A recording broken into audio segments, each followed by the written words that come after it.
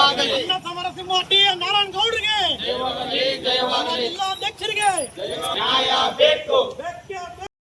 ತನಕ ಹೋರಾಟ, ಎಲ್ಲೋ ತನಕ ಹೋರಾಟ, ಯಾತಕ್ಕಾಗಿ ಹೋರಾಟ, ನ್ಯಾಯಕ್ಕಾಗಿ ಹೋರಾಟ. ಪಂಚಾಯತಿ ಅಧಿಕಾರಿಗಳಿಗೆ ಹೇಳಿ ಧಿಕ್ಕಾರ, ಧಿಕ್ಕಾರ, ಧಿಕ್ಕಾರ. ಮನವಿಗೆ ಸ್ವೀಕರಿಸಿದ ಅಧಿಕಾರಿಗಳಿಗೆ ಹೇಳಿ ಧಿಕ್ಕಾರ, ಧಿಕ್ಕಾರ, ಧಿಕ್ಕಾರ. ಕನ್ನಡ ರಕ್ಷಣಾ ವೇದಿಕೆ ಮುಳಬಾಗಿಲು ತಾಲೂಕು ಕೋಲಾರ ಜಿಲ್ಲೆ ರವರ ವತಿಯಿಂದ ಸ್ಥಳೀಯವಾಗಿ ಪಂಚಾಯತಿಯಿಂದ ಏನೇನು ಆಗಬೇಕಾಗಿರುವಂಥ ಮೂಲಭೂತ ಸೌಕರ್ಯಗಳು ಬಾಕಿ ಇರುವುದನ್ನು ನಮ್ಮ ಗಮನಕ್ಕೆ ತಂದಿದ್ದಾರೆ. ಆ ಒಂದು ಸಮಸ್ಯೆಗಳನ್ನು ತುರ್ತಾಗಿ ಆಗುವನ್ನು ಮೊದಲನೇ ಆದ್ಯತೆಯಾಗಿ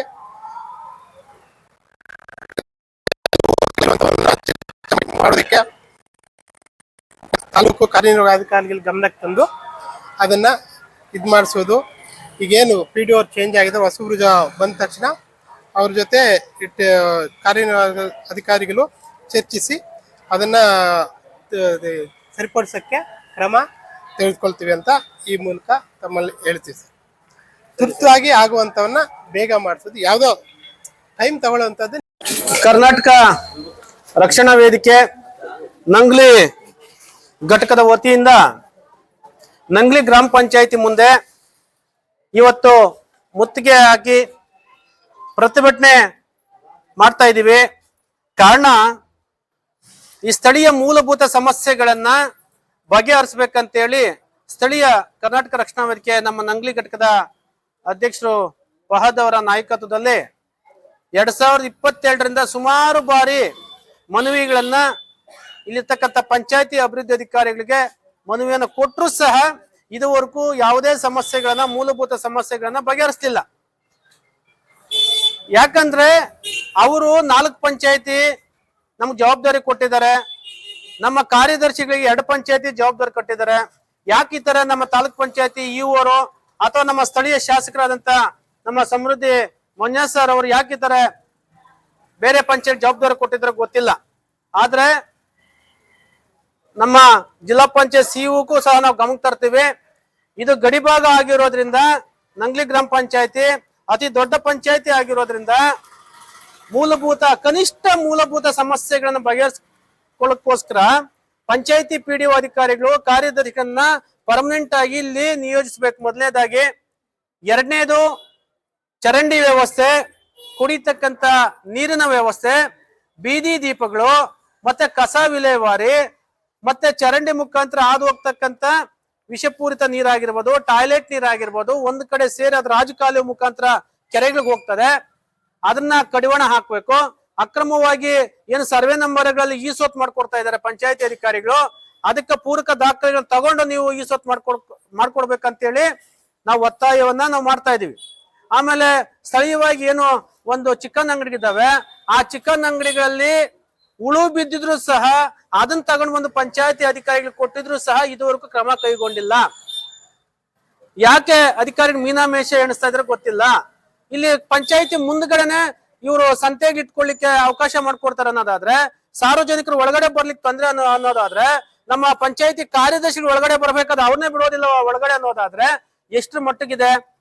ಹಾಗಾಗಿ ಇಲ್ಲಿ ಯಾರಿಗೂ ಸಹ ಬೀದಿ ವ್ಯಾಪಾರಿಗಳಿಗೆ, ಸ್ಥಳೀಯ ವ್ಯಾಪಾರಸ್ಥರಿಗೆ ಒಂದು ಬೇರೆ ಕಡೆ ಅವಕಾಶವನ್ನ ಮಾಡ್ಕೊಡಿ. ರಸ್ತೆಗಳಲ್ಲಿ ಓಡಾಡ್ಲಿಕ್ಕೆ ಸರಾಗವಾಗಿ ಅನುಕೂಲ ಮಾಡ್ಕೊಡ್ತಕ್ಕಂಥ ವ್ಯವಸ್ಥೆಯನ್ನ ಪಂಚಾಯತಿ ಅಧಿಕಾರಿಗಳು ಮಾಡಬೇಕು. ಇವತ್ತೇನು ನಾವು ಪ್ರತಿಭಟನೆ ಮಾಡಿದೀವಿ. ಇಲ್ಲಿಗೆ ನಮ್ಮ ತಾಲೂಕ್ ಪಂಚಾಯತಿ ಪ್ಲಾನಿಂಗ್ ಆಫೀಸರ್ ಆಗಿರ್ತಕ್ಕಂಥ ಗೋವಿಂದಪ್ಪ ಅವರು, ನಾನು ಇಒ ಬಾಬು ಸರ್ ಹತ್ರ ಮಾತಾಡದೆ ಅವ್ರನ್ನ ಕಳಿಸ್ಕೊಟ್ಟಿದ್ದಾರೆ. ಅವ್ರಿಗೆ ನಮ್ಮ ಮನವಿಗಳನ್ನ ಹೇಳ್ತಾ ಇದೀವಿ.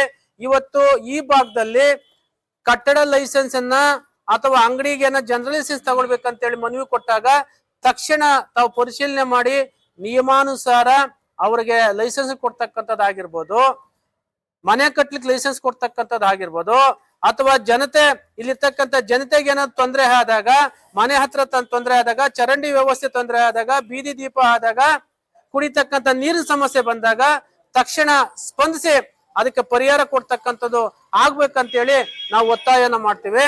ಮತ್ತೆ ಸರ್ಕಾರಿ ಜಾಗಗಳಲ್ಲಿ ಎಲ್ಲಿಂದಲೋ ಬಂದು ಇಲ್ಲಿ ಗುಡಿಸ್ಲಾಕೊಂಡು ನಕಲಿ ದಾಖಲೆಗಳನ್ನ ಏನ್ ಸೃಷ್ಟಿ ಮಾಡ್ಕೊಂಡು ಬರ್ತಾರೆ ಅಂತವ್ರಿಗೆ ಈಸೊತ್ತು ಮಾಡ್ಕೊಡಕ್ ಹೋಗ್ಬೇಡ್ರಿ. ಇದುವರೆಗೂ ಏನು ಸರ್ವೆ ನಂಬರ್ ಈಸೊತ್ತು ಮಾಡ್ಕೊಟ್ಟಿದ್ರೆ ದಯವಿಟ್ಟು ಅವ್ರನ್ನ ಎನ್ಕ್ವೈರಿ ಮಾಡಿ ಅದನ್ನ ನೀವು ಕಡಿವಾಣ ಹಾಕ್ಬೇಕು. ಆದ್ರೆ ಈ ಸೊತ್ತು ಮಾಡಿರ್ತಕ್ಕಂಥವ್ರ ಮೇಲೆ ಕ್ರಿಮಿನಲ್ ಪ್ರಕರಣ ದಾಖಲು ಮಾಡ್ಬೇಕಂತೇಳಿ ನಾವು ಒತ್ತಾಯವನ್ನ ಮಾಡ್ತೇವೆ. ಮತ್ತೆ ಯಾವುದೇ ಲೈಸೆನ್ಸ್ ಕೊಡ್ಬೇಕಾದ್ರೆ ಸರ್ಕಾರದ ನಿಯಮಾನುಸಾರ 60% ಕನ್ನಡವನ್ನ ಕಡ್ಡಾಯವಾಗಿ ನಾಮಫಲಕ ಹಾಕೋದನ್ನ ನೀವು ಜಾರಿಗೊಳಿಸ್ಬೇಕಂತೇಳಿ ನಾವು ಹೇಳ್ತಾ ಇದ್ವಿ. ಕಸ ವಿಲೇವಾರಿ ಆಮೇಲೆ ಏನು ಇವರು ಹೈವೇವನ್ನು ಕರ್ಸಿಬಿಟ್ಟು ಅಧಿಕಾರಿಗಳು ಕರೆಸಿ ನೀರು ಆ ಸರ್ಕಾರಿ ಏನ್ ಕಲ್ಮುಷ ಆಗ್ತಾ ಇದೆ ಅದನ್ನ ತಡಿತಕ್ಕಂತ ವ್ಯವಸ್ಥೆಯನ್ನ ತಾವು ಮಾಡದೇ ಇದ್ರೆ ಇವತ್ತೇನು ತಾವು ನಮ್ಮ ಅಧಿಕಾರಿಗೆ ಮಾತಾಡ್ಬೇಕು. ಇವಾಗ ಅವ್ರು ಮಾತಾಡಿ ಎಷ್ಟು ದಿವಸದೊಳಗಡೆ ಬಗೆಹರಿಸ್ಬೇಕು. ಇಲ್ಲ ಅಂದ್ರೆ ನಾವು ತಾಲೂಕ್ ಪಂಚಾಯತಿ ಮುಂದೆ ಅಥವಾ ಜಿಲ್ಲಾ ಪಂಚಾಯತಿ ಸಿಇಒ ಮುಂದೆ, ಕಚೇರಿ ಮುಂದೆ, ಇಡೀ ಕರ್ನಾಟಕ ರಕ್ಷಣಾ ವೇದಿಕೆ ಇವತ್ತು ನಮ್ಮ ನಂಗ್ಲಿ ಘಟಕದವ್ರು ಮಾತ್ರ ಬಂದಿದ್ದಾರೆ ಕಾರ್ಯಕರ್ತರು. ಇಡೀ ಕರ್ನಾಟಕ ರಕ್ಷಣಾ ವೇದಿಕೆ ಕಾರ್ಯಕರ್ತರು ನಾವು ಜಿಲ್ಲಾ ಪಂಚಾಯತ್ ಸಿಇಒ ಮುಂದೆ ನಾವು ಪ್ರತಿಭಟನೆ ಮಾಡ್ತೀವಿ ಅಂತಕ್ಕಂಥ ಮಾತನ್ನ ಹೇಳಿಕ್ ಇಚ್ಛೆ ಪಡ್ತಾ ಇದೀವಿ. ಹಾಗಾಗಿ ಅವ್ರಿಗೆ ಮನವಿಯನ್ನ ಕೊಡ್ತಾ ಇದೀವಿ. ನಮ್ಮ ಗೋವಿಂದಪ್ಪ ಅವರು ಬನ್ನಿ ಸರ್, ಕಾರ್ಯದರ್ಶಿ ಸರ್ ಬನ್ನಿ ಸರ್.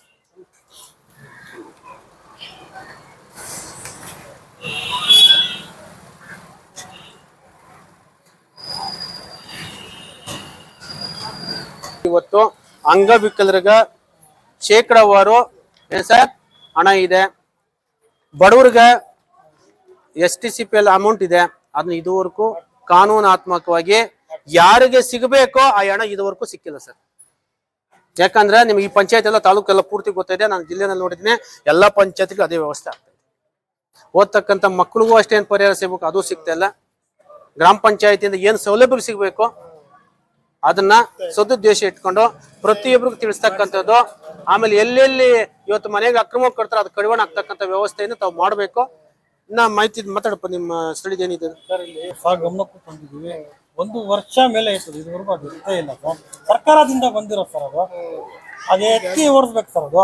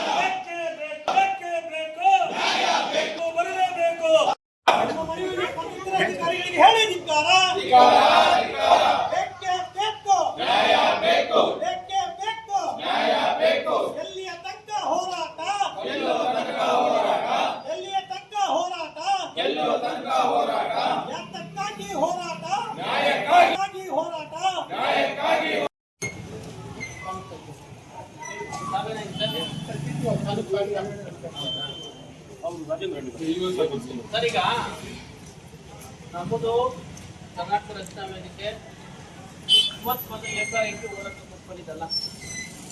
3-4 ವರ್ಷಗಳಿಂದ ಇಲ್ಲಿ ನಾವು ಮನವಿ ಕೊಡ್ತಾ ಇದ್ದೀವಿ. ನಮ್ಮ ಪದಾಧಿಕಾರಿ ಮನವಿ ಕೊಡ್ತಾ ಇರ್ತಕ್ಕಂಥದ್ದು 2022ರಿಂದ ನಂಗ್ಲಿ ಗ್ರಾಮ ಪಂಚಾಯತಿ, ಗಡಿಭಾಗದ ಗ್ರಾಮ ಪಂಚಾಯತಿ ಇಲ್ಲಿನ ಮೂಲಭೂತ ಸಮಸ್ಯೆಗಳನ್ನ ಬಗೆಹರಿಸಬೇಕಂತೇಳಿ ಪಂಚಾಯತಿ ಅಧಿಕಾರಿಗಳು, ಯಾಕಂದ್ರೆ ಇಲ್ಲಿಂದ ಹೋಗಿ ನಾವು DC-ನೋ ಅಥವಾ ಸರ್ಕಾರನ ಮುಟ್ಲಿಕ್ಕಾಗಲ್ಲ. ನಮ್ಗೆ ಯಾರು ಇಲ್ಲಿ ಸರ್ಕಾರ ಅಂದ್ರೆ ಪಂಚಾಯತಿ ಅಧಿಕಾರಿ, ನಮ್ಮ ಸರ್ಕಾರ ಅಥವಾ ಪಂಚಾಯತಿ ಅಧ್ಯಕ್ಷ ಅಲ್ವಾ. ಇದುವರೆಗೂ ಚರಂಡಿ ಆಗಿರ್ಬೋದು ಅಥವಾ ದೀಪದ ವ್ಯವಸ್ಥೆಗೆ ಆಗಿರ್ಬೋದು, ಆಯ್ತಾ. ಮತ್ತೆ ಮನೆ ಕಟ್ಟತಕ್ಕಂಥ ಸಂದರ್ಭದಲ್ಲಿ ಲೈಸೆನ್ಸ್ ಅನ್ನ ತಗೊಳ್ಬೇಕು ಅಂತೇಳಿ ಅರ್ಜಿ ಕೊಟ್ಟಾಗ ಅದನ್ನು ಪರಿಗಣಿಸಲ್ಲ, ಅದಕ್ಕೂ ಲೈಸೆನ್ಸ್ ಕೊಡಲ್ಲ. ಚರಂಡಿಗಳಂತೂ ನೀರು ಹರಿತಾ ಇದ್ರೆ ಯಾರೋ ಹೋಗಿ ಸರ್ಕಾರಿ ಜಾಗದಲ್ಲಿ ಅವ್ರ ಪಾಯ ಹಾಕ್ತಾನೆ ಅನ್ನೋದಾದ್ರೆ ಈ ಸೊತ್ತು ಐತೆ ಅಂತ ಹೇಳಿದ ತಕ್ಷಣ ನೀವು ವಾಪಸ್ ಬರ್ತೀರ ಅನ್ನೋದಾದ್ರೆ ಈ ಸೊತ್ತು ಯಾರು ಮಾಡ್ಕೊಟ್ರು? ಈ ಸರ್ವೆ ನಂಬರ್ ಈ ಸೊತ್ತು ಮಾಡಿಲ್ವಾ ಸರ್? ಮಾಡಿಲ್ವಾ ಸರ್? ಮಾಡಿಲ್ವಾ?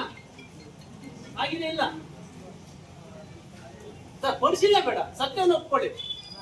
ಸರ್ವೆ ನಂಬರ್ ಅಲ್ಲಿ ನೋಡಿ ಸರ್, ನಿಮ್ಮ PDO ಏನ್ ಮಾಡ್ತಾರೆ ಗೊತ್ತಾ ಸರ್? ಯಾರಾದ್ರೂ ಒಬ್ಬ ವ್ಯಕ್ತಿ ಬುದ್ಧಿವಂತ ಬಂದು ಅರ್ಜಿ ಹಾಕ್ತಾನೆ. ಅರ್ಜಿ ಆಗಿದ ತಕ್ಷಣ ನಿಮ್ಮ PDO ಏನ್ ಮಾಡ್ತಾರೆ? ತಹಶೀಲ್ದಾರ್ಗೂ ಲೆಟರ್ ಬರೀತಾರೆ, ಇದು ಗ್ರಾಮ ಠಾಣೆ ಸೇರಿತ್ತು, ಸರ್ವೆ ನಂಬರ್ ಸೇರಿತ್ತು, ನಮ್ಗೆ ಮಾಹಿತಿ ಕೊಡಿ ಅಂತ. ಸರ್ವೇಯನ್ನು ಕರ್ಕೊಂಡು ಬರ್ತಾರೆ. ಆ ಸರ್ವೆ ಅವ್ರು ಏನ್ ಹೇಳ್ತಾರೆ, ಇದು ಗ್ರಾಮ ಕಡೆ ಬರೋದಿಲ್ಲ, ಇದು ಸರ್ವೆ ನಂಬರ್ ಕೊಡುತ್ತೆ ಅಂತ ಒಂದು ರಿಪೋರ್ಟ್ ಕೊಡ್ತೀವಿ. ಆ ರಿಪೋರ್ಟ್ ಅನ್ನ ನೀವು ಅಪ್ಲೋಡ್ ಮಾಡಿಬಿಟ್ಟು ಅವನ ಸರ್ವೆ ನಂಬರ್ ಇಸುತ್ತೋ ಅದು ಬಿಟ್ಟು ಸರ್ವೆ ನಂಬರ್ ಮಿಕ್ಸ್ ಮಾಡೋದು ಇವರು ಯಾವುದೊಂದು ಜುಂಜನ್ ನಂಬರ್ ಕೊಟ್ಟು ಇಷ್ಟೊತ್ತು ಮಾಡ್ಬಿಡ್ತೀವಿ. ಆ ವ್ಯಕ್ತಿ ಇನ್ನೊಂದು ಮಾರಾಟ ಮಾಡ್ತಾರೆ. ಆ ವ್ಯಕ್ತಿ ಮಾರಾಟ ಮಾಡಿದ್ದಾಗ ತಾಯಿ ಭುವನೇಶ್ವರಿಗೆ, ಕರ್ನಾಟಕ ರಕ್ಷಣಾ ವೇದಿಕೆಗೆ, ಸಮರ ಸಿಂಹ ತೀರ ನಾರಾಯಣಗೌಡರಿಗೆ, ಜಿಲ್ಲಾಧ್ಯಕ್ಷರಿಗೆ, ಅಧಿಕಾರಿಗಳಿಗೆ ಹೇಳಿ ಧಿಕ್ಕಾರ, ಅಧಿಕಾರಿಗಳಿಗೆ ಹೇಳಿ ಧಿಕ್ಕಾರ. ನ್ಯಾಯಕ್ಕಾಗಿ ಹೋರಾಟ, ನ್ಯಾಯಕ್ಕಾಗಿ ಹೋರಾಟ, ನ್ಯಾಯಕ್ಕಾಗಿ ಹೋರಾಟ. ಹೋರಾಟ ಇಟ್ಕೊಂಡಿದ್ರು ಇಲ್ಲಿ ಹೋರಾಟ ಇಟ್ಕೊಂಡಿದ್ರು ಈಗ PDO ಬರಲ್ಲ, ನೀವು EO ಬರಲ್ಲ ಅಂತ ಹೇಳಿದ್ರು. ಅರ್ಥ ನಿಮ್ಮಷ್ಟು ಬೇಜವಾಬ್ದಾರಿ ಅಂತ ಗಡಿಭಾಗ ಇದು. ನಮಗೆ ಚಿಕ್ಕರಾವತನಹಳ್ಳಿ ಗ್ರಾಮ ಪಂಚಾಯತಿ ಚಾರ್ಜ್ ಇದೆ ಸರ್. ವಾರಕ್ಕೆ 2 ದಿವಸ ಅಲ್ಲಿ, 4 ದಿವಸ ಇಲ್ಲಿ. ವಾರದ ಮೊನ್ನೆ ಬುಧವಾರ ಹೋಗಿದ್ದೆ ಗ್ರಾಮ ಸಭೆ, ಸೋಷಿಯಲ್ ಗ್ರಾಮ ಸಭೆ, ಮತ್ತೆ ಇವತ್ತು ಹೋಗಿದ್ದೆ. ಇಲ್ಲಿ ಧರಣಿ ಅಂತ ಮಾಹಿತಿ ಗೊತ್ತಾಗಿದ ತಕ್ಷಣ ನಾನು ನಿನ್ನೆ ಹೋರಾಟ ಮಾಡ್ತಾರೆ ಅಂತೇಳಿ ಮಾಹಿತಿ ಇದೆ. ಪಂಚಾಯತಿ ಬಂದಿರೋ ಬಂದಿದ್ದೇನೆ, ಇಲ್ಲಿ ಬಂದಿದ್ದೇನೆ. 5:30ವರೆಗೂ ಇಲ್ಲೇ ಇದ್ದೀವಿ. ಪಂಚಾಯತ್ ಅವರಿಗೆಲ್ಲ ಗೊತ್ತಿದೆ, ಪೊಲೀಸ್ ಸ್ಟೇಷನ್ ಅನುಮತಿ ತಗೊಂಡಿದ್ದೀವಿ, ಹೋರಾಟ ಮಾಡ್ತೀವಿ ಅಂತ ಹೇಳಿ ನಿಮಗೆಲ್ಲ ಮಾಹಿತಿ ಇದೆ. ಪೊಲೀಸ್ ಅಧಿಕಾರಿಗಳು ಬಂದಿದ್ದಾರೆ, ನೀವು PDO ಬಂದಿಲ್ಲ ಅಂತಂದ್ರೆ ನೀವು EO ಅಂತ ಕರ್ಸಿ. ಪಂಚಾಯತಿಂದ ಬರ್ತಾ ಇದ್ದಾರೆ ಅಂತ ಗೊತ್ತಾಯ್ತು. ಅಲ್ಲ EO ಅಂತ ಕರ್ಸಿ ಬಾಬು ಸರ್, ನಿಮ್ EO ಫೋನ್ ಮಾಡಿ. ಯಾಕಂದ್ರೆ ಗೋವಿಂದಪ್ಪ ಮಾತು ನಿಮ್ಗೆ ಕೇಳಲ್ಲ, PDO ಮಾತು EO ಕೇಳಲ್ಲ, EO ಮಾತು PDO ಕೇಳಲ್ಲ. ಅಲ್ವಾ? ಇಲ್ಲಿ ಹೋರಾಟಕ್ಕೆ ಬಂದಿದ್ದೀವಿ ನಿಮ್ಮ ನನಗೆ ಗ್ರಾಮ ಪಂಚಾಯತಿ ಮುಂದೆ. ನಿಮ್ಮ ಅಧಿಕಾರಿ PDO ಆಗಿ ಎಲ್ಲಿ